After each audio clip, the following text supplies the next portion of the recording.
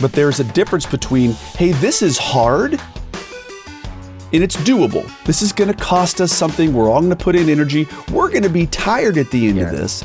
And then there is destructive hard, which is we're going to pull this off. We're not just going to be, our legs and arms aren't going to be just tired. There's going to be like emotional injury to certain members of our team because we didn't have the foresight to go, we really probably shouldn't stack this event, right? Now your host, Josh Denhart. Hey everybody, welcome back to the Lead Ministry Podcast. Super grateful that you're here. Of course, we're talking this entire month about events. Events are a huge part of what we do, right, in the church, and it's a part of how we reach people, how we train people, how we celebrate things, and so events are a big piece to the story. Well, I'm grateful that we're going to have kind of an extension, in a sense, of last week's podcast. Last time we had our good friend Vance Martin from the Slingshot Group, and he taught us the 3x3 grid. I got to be honest with you, if I had only had that framework, the things that Vance taught us last week, I would have absolutely plugged it into my regimen with my team. But we're going to talk about something, an extension of that today. Good to see you, Vance. How are you? Yeah, good to see you too, Josh. Great to be back on the podcast. Thanks for having me. Absolutely. Well, Vance, you're not only a good dude, you're not only my buddy, but you're also a content expert. That's obviously very clear every time we talk. But you're also a very unique practitioner in the kingdom. You do something unique. That's true. And you do what you do, and you're very good at what you do through an organization called Slingshot. Tell us about Slingshot. Yeah. So actually, Josh, believe it or not, I've been with Slingshot for 12 years now. Can you believe that? Time has just gone by. So I spent 20 years in the local church, serving mainly as a kids and family pastor, and then have been with Slingshot for the last 12 years, started building our children's division, which essentially the main thing is we connect our friends with our new friends. We are the matchmakers of the church, or like we like to say that the central nervous system, where there's a need over here and we're going to meet that need with the right person at the right time. So got a team of 12 that help us. We typically do between 80 and 100 next gen searches in a year. You do placement. So yes. So if you are feeling, those of you that are listening, if you're feeling a call, or just sometimes we have a lot of conversations when it's, man, this is really hard. I'm just wondering if I should get out of here. And a lot of times we're helping people, encourage them to stay, and man, this is helping give some people outside perspective. But sometimes it is time for a transition, and we like to help them find some new healthy places to serve. And you know what? The cool thing, Vance, is people, on the start of last episode, I was not joking with you, but kind of affirming you that I was on a phone call, and I said, hey, I got to get off this phone call real quick. It's a great leader in ministry in the Chicago area. And she goes, are you recording with Vance Martin? And I said, yeah. She goes, oh, every time. He doesn't know me, but every time I know it's going to be good. And here's the deal. Since you are such a gifted leader, when people, maybe even some of the listeners here on the podcast that are listening today, when they have this kind of like, I don't know, should I stay or should I go moment, they can call you, not as a placement expert, black and white, but they would be reaching out to somebody who has a heart and has an understanding of ministry, and has the other thing too, Vance, and I texted you earlier today, and I was like, dude, you're a good leader. You've got a way with words, and you are a counselor / leader / practitioner. And so people in the ministry world who are looking to maybe make a change, they truly would automatically have a friend in you. Absolutely. It's why I love to do what I get to do. I'm still a pastor, though I don't work at a church. I get to pastor pastors and church leaders, which is very fulfilling. But you also have your hands. You do some preaching. You do some executive pastor work. Yeah. You are not removed from the local church. But one of the ways that you're not removed from the local church is events and killer events and how to do good stuff. And so we're talking about events today. One of the cool things is this is almost an extension of this 3x3 grid that we talked about last time. So if you didn't hear it, go back and listen to it. That's a really good one. And I mean it. It would have changed my ministry life had I had the 3x3 event grid system and way of thinking. But now it is planning events that don't kill you and don't kill your people. Yes. This is a danger. I think you said it in our last podcast, but yeah, killer events don't have to kill you or your people. That's right. I think that is amazing. That's a great way to put it. And I think often events are the thing that sometimes push us over the edge of burnout. They do. And the weight of the ministry carousel that we're doing an event every weekend. Often. That's exactly right. I was going to say Sunday is always coming. You can't pause that. It's an event that we're doing. And then you layer on top of that all the other events. And a lot of churches, some churches are more event focused or event driven than others. But if you don't do this right and don't manage this right, events can sabotage your ministry calling.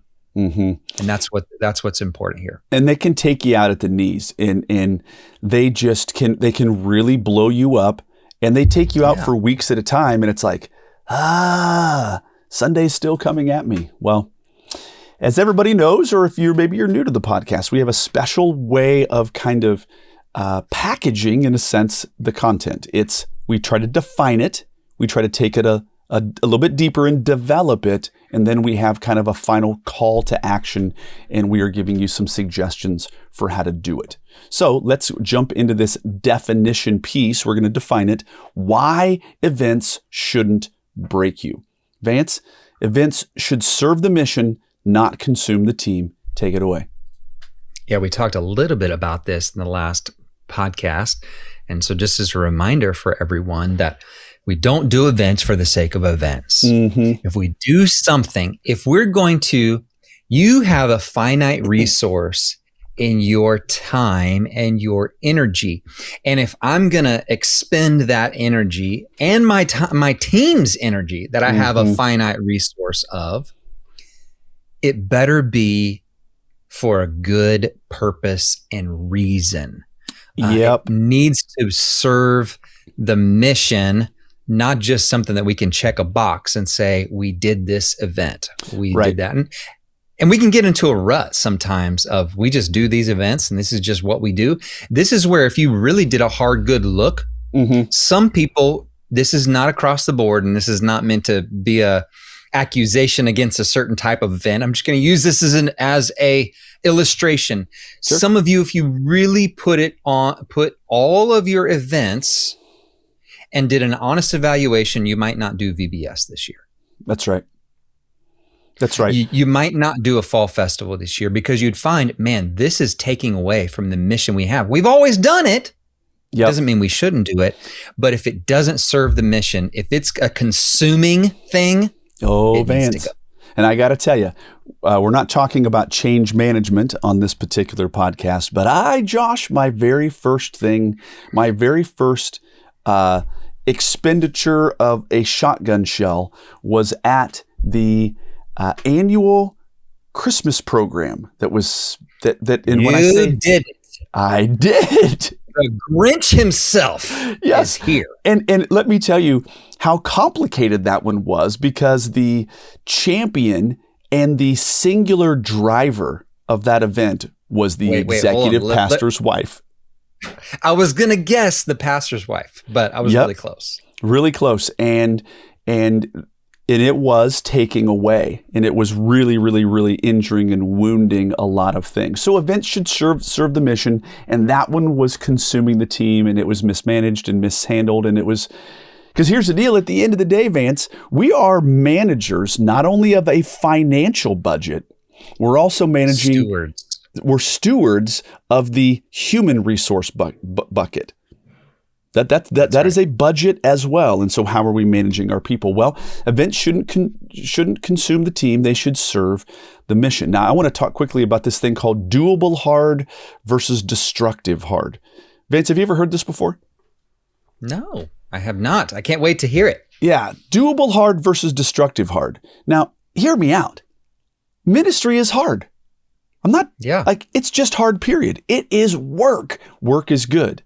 But there's a difference between, hey, this is hard and it's doable. This is going to cost us something. We're all going to put in energy. We're going to be tired at the end of this.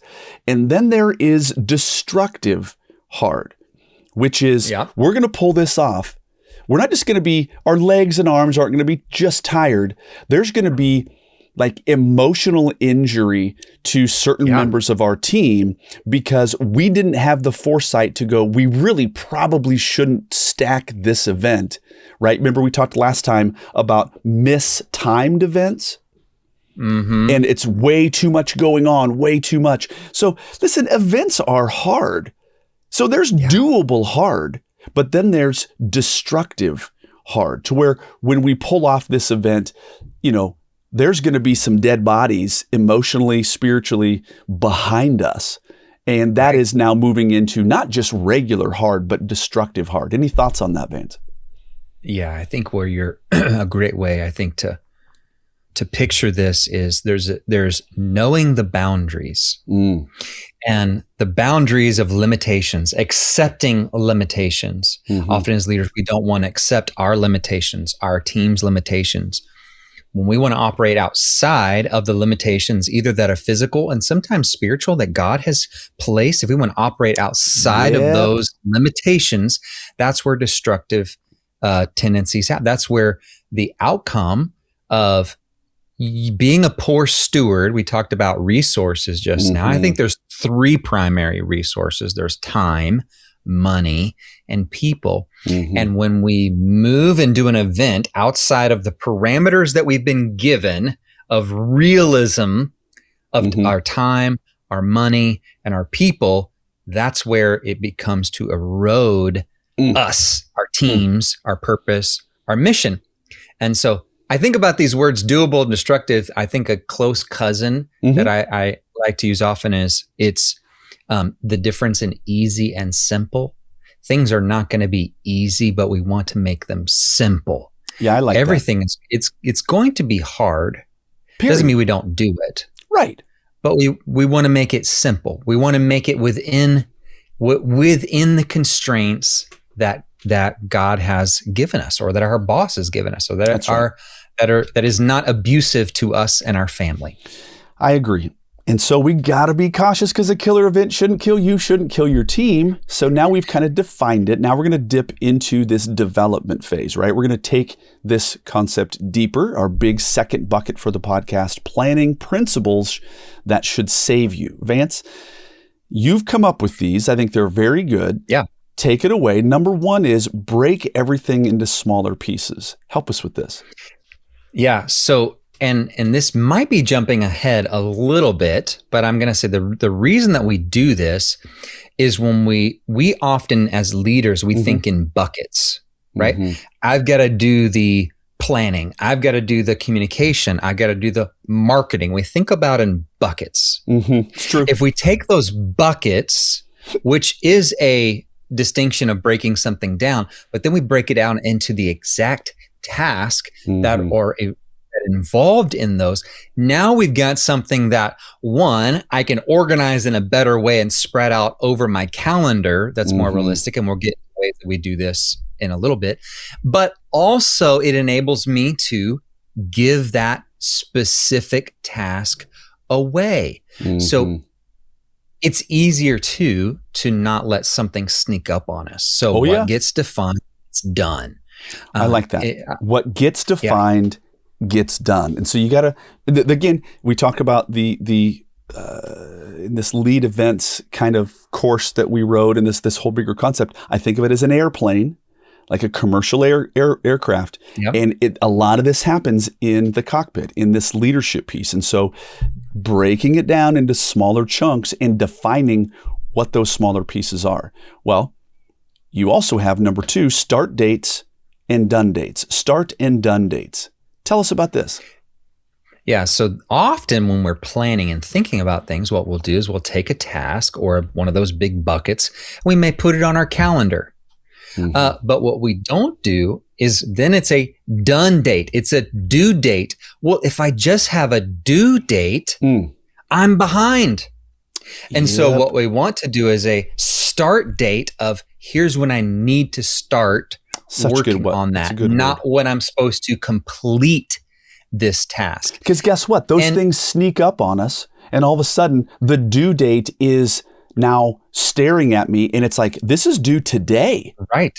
And I have it snuck up on me. So what you're saying is, well, if it's got to be due here, what's a logical amount of time that it's going to take me to pull that off? Okay, 4 days. And so then it pops up and I'm like, oh my word, I've got 4 days to pull this off. That's plenty. But it's a start date, not just a done date. So this is where for bigger events, and I would recommend, and this plays into a lot of these are principles that automatically are laid out in a Gantt chart. I know you ever that. use a Gantt chart? Yep, G-H-A-N-T. Yes. So a Gantt chart helps you. It's basically a project management tool. Yep. And so it says, we're going to start this task here, and then we have this end time to finish it and complete it. So it goes back to what we said in number 1. If we don't have all the tasks laid out, right, then we can't allocate that onto when it should be done and on my calendar or on my Gantt chart or give it away. When I lay it out, now I can say this is where it should start. Or you can look at, man, I don't have very many meetings here. This is 4 months in advance but maybe I should stack up those tasks instead of waiting till 1 month before the event. Right. Let me get ahead of things and start them now. And so you have a start and you have a done date. So it's not a due date, it's a done date. Yeah, I like that. I have to stand corrected, however. It is not G-H-A-N-T, it's G-A-N-T-T. TT. Yeah, 2 T's. 2 T's. Gantt. I want to make sure. I was homeschooled, Josh, so I wasn't going to correct you. I thought, man, I just think I'm just spelling it wrong in my head. But no, you're right. It's G-A-N-T-T. T-T. T-T. Like so as TT as in temper tantrum. That's what we call it with our kids. We call it a TT. Are you stepping into a TT? That's not what we called TT around my house when my kids were little. That was, going potty. That was what the TT. Okay. Well, we don't want to fall into what we call due date deception. That's a really good one, Vance. I like that a lot. There's start dates and there's done dates. I really like that. Done dates. Okay, so number 3 is pre-event milestones. Your event has events inside. I don't understand what this means. I'm excited for you to explain it.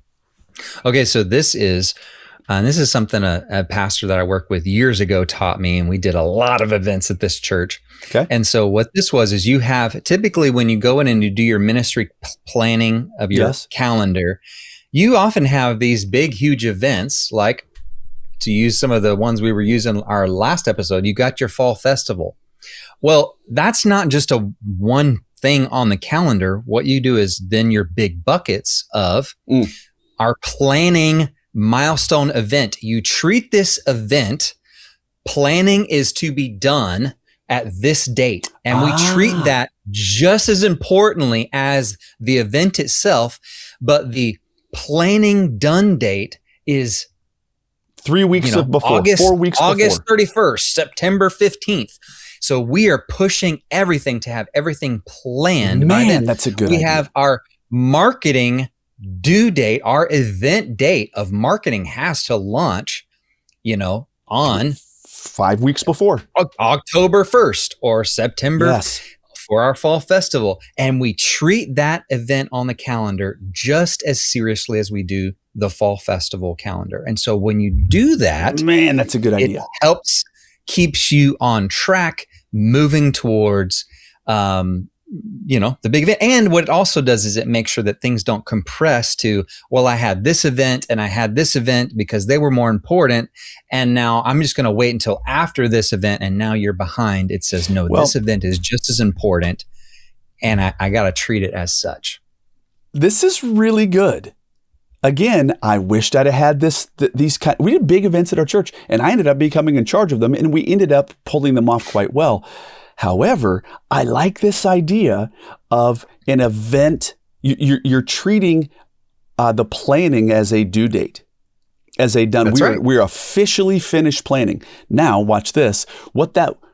We did that. And by the way, this is a total aside, but I would have to approach, and I did approach our senior pastor.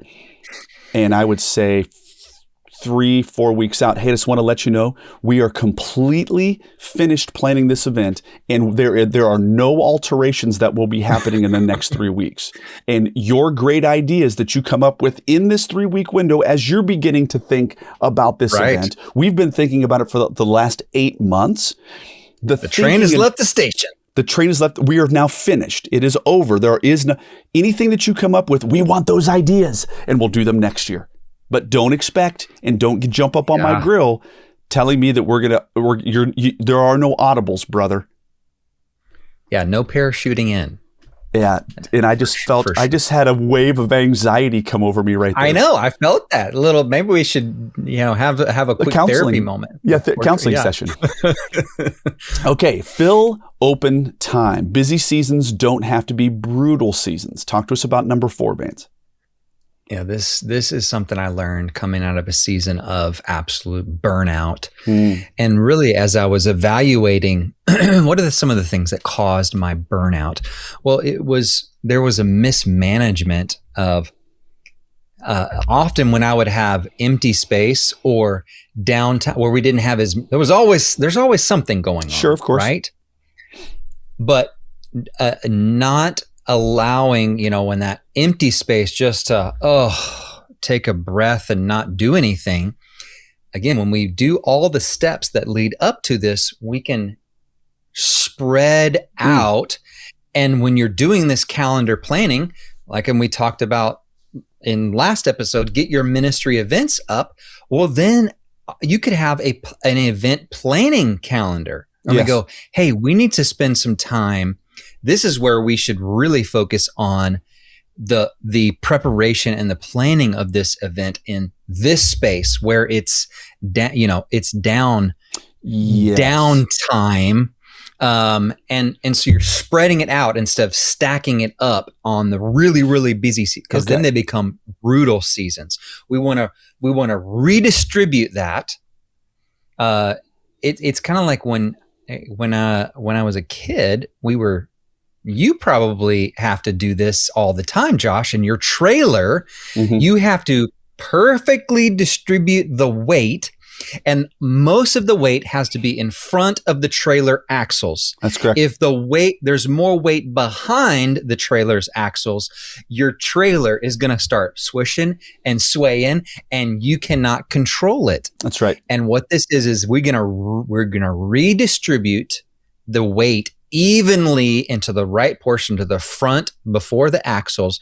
We're going to distribute it in our work into our calendar where we're in a constant pace instead of breakneck. I'm staying up at the church overnight. Pulling an all-nighter. And killing myself. Right. That's what we want to eliminate. Now, let me ask you this. Would you say that this piece right here, this fill open time, here's something that I did.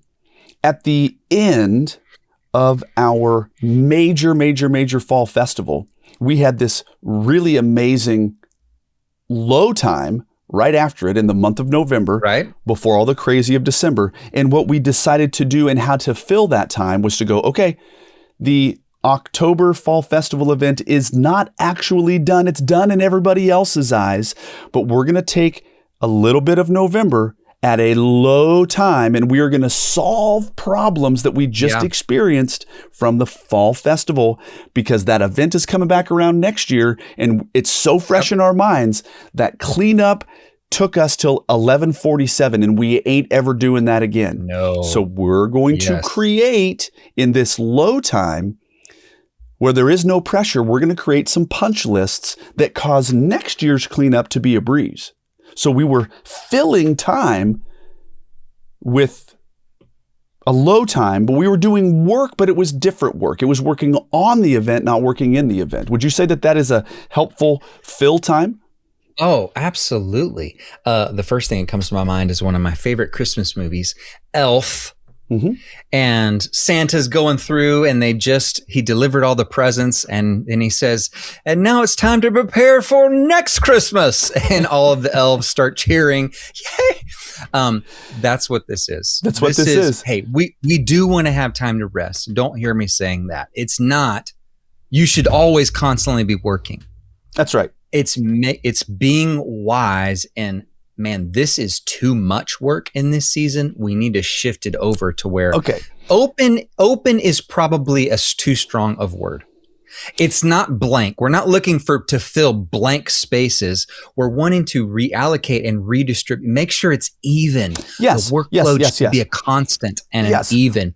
And so you're right. That's a really good, thing to do while it's fresh.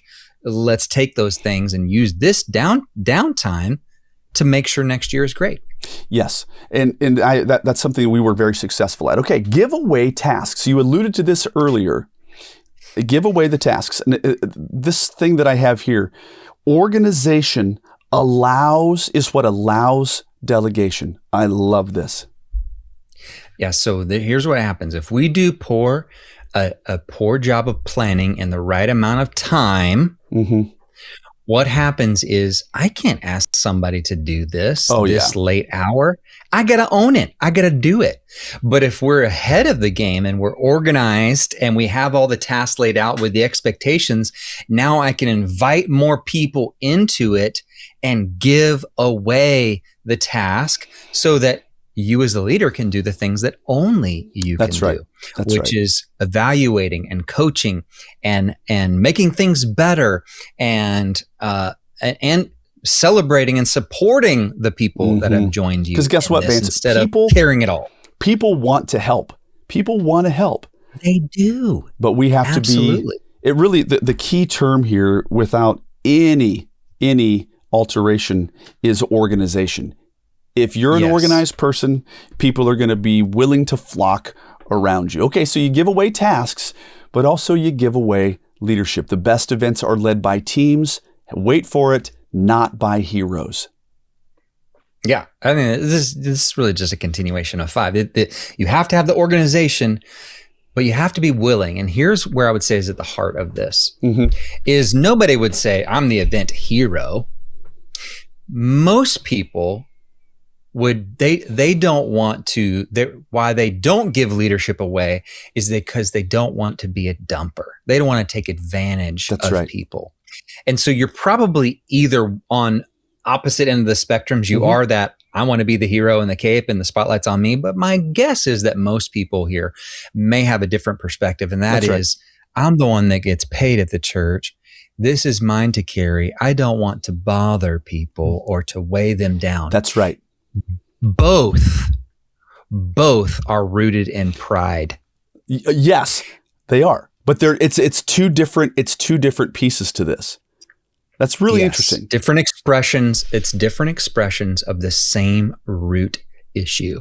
And so if you're not organized, then you feel crummy about handing a good person a crummy task. And so you're like, well, because I'm not organized, I guess I can't expect them. But if you're organized, then it's like super easy to give it away. Those two fit hand in hand. Okay, this is an important one. We kind of alluded to this, but document as you go. You're not just planning for now, you're building for next year. And this was an absolute superpower of mine. Yeah. It's helpful. You have to, absolutely. I actually there's a student pastor that I'm coaching. And one of the things that we're working on with him was an event template. I'm like, okay, how many times do you do camp? Well, I do it every year. Okay. Well, what about this, this? So it's continuing to sneak up on you. You do it every year. Yeah. It's the same. So create a template. Yeah. It says, here's the elements. Here's what we do. We've planned it once. We've laid out our Gantt chart. Use the play again. Document this and save this so that That's right. we can do it again. And now we can build on it. We can spend more time refining and making it that's better. Exactly right. But document it. Another piece of this would be, and you alluded to it, and I'm not sure if we've done a podcast on this or we were going to, or maybe we should. Mm-hmm. But I've always used the six thinking hats post event. And essentially what the six thinking hats is different colored hats that represent a framework of way of thinking. A way of thinking. Yellow is we're just celebrating what happened. Fair. Green is all the numbers. The black is the things that didn't go well. And so it's through these different lenses. And now we've got a packet that when we start our planning, the first thing we do is we look at that 6-hat evaluation meeting we had that said, hey, we said we were going to do this. This went really well. This didn't go well. We need to fix this. Yeah. Now we're set up well. So it's documenting how we did it, what we need to change. We're setting ourselves up for the future. I love this document as you go. And, I got to be honest, I do a lot of events with the Amazing Chemistry Show. And I have on my phone, I have a Google Doc that is things to fix. That's what it is. Because I continue to run into it. I'm like, okay, but can I be honest with you? It is the month of December that I spend time once a year cranking through, unless it's really, really, really painful. I usually wait till December. It's kind of like the farmer, right? Who is during planting season, he's like, when I'm not planting, a season. I'm going to fix this. And then when planting is done, he's like, let's get in there and fix that tractor. So I'm fixing Let's things. sharpen the plow. That's right. But you don't do that during planting season, ding dong. No. Well, this is good stuff. Well, let's land this plane today. How to start planning smarter right now. Well, you choose one upcoming event and you rethink it according to this framework.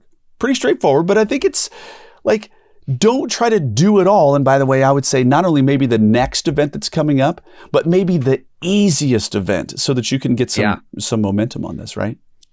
Yeah. Think a little bit further out and it's a discipline in some ways. This is you're just going to the gym for the first time, starting to work out. It's going to feel kind of awkward. You don't really know what exercises to do. You're going to figure this out. Just stay with it and pick an event that has killed you in the past and be determined it's not going to do it this year. What you do is that once you've picked that event, Vance, you start breaking it down into categories and pieces. We're going all the way back to the top of this podcast, right? Yep. And that's right. You're beginning to examine smaller little chunks. I like this one. You create a planning doc or a shared board. Now, I didn't do this. Where this stuff didn't exist nearly as ubiquitously. But talk about this. What does this one look like? Yeah. So now Google Docs are so easy. So start up your Gantt chart. There's templates on Google Sheets. Put it in there. But now you can invite other people to be a part of this and share it and be visible. And this goes back to like what we were talking about with the team. It's sometimes you don't do this and you don't share it because you want control. Yeah. Let go. Let it go. And I like this one here. Schedule your milestone markers. If I had a takeaway from this podcast, Vance, it would be to have I call it a drop dead date. It is the absolute has to be done. Yes. The drop dead date for marketing is right here. End of story, no movement. The end of planning happens here. And so this is a mile marker. This is a milestone marker. Would you agree? Absolutely. Get your markers for your big events, for those buckets. So assign, when what we just went through is we said, get your categories or your buckets and then your task underneath that. Well, each bucket, each of those should have a milestone marker. They're an event that we're running towards. This is good stuff, man. Hey, listen, I'll tell you what. We all have seen people on closed social media Facebook groups kind of spazzing out on events. All they need to do, for a good start, is to go back to last week's episode with Vance Martin from Slingshot and this week's episode. If they follow these things, they'll be light years ahead. Well, Vance, thank you so much. Thank you so much. And gang, we are grateful that you're here, and we will catch you on the next one. And that's a wrap for today's episode of Lead Ministry Podcast. Don't forget to subscribe and leave us a review. Make sure to follow us on Facebook and Instagram, and visit leadministry.com for more episodes and resources. Thanks for listening.